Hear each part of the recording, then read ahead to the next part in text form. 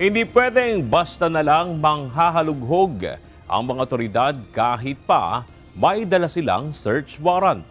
Ito ang binigyang diin ng Korte Suprema sa isang desisyon na isinulat ni Senior Associate Justice Barbie Leonen, kung saan pinawalang bisa ang ginawang search sa bahay ng drug suspect at inabswelto ang akusado.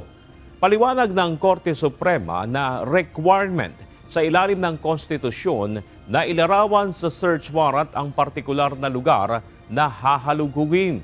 Layo nito na mapigilan ang mga otoridad na magpapatupad ng warrant na magdesisyon sa kanilang sarili kung saan maghahalughog at kung ano ang kukumpiskahin.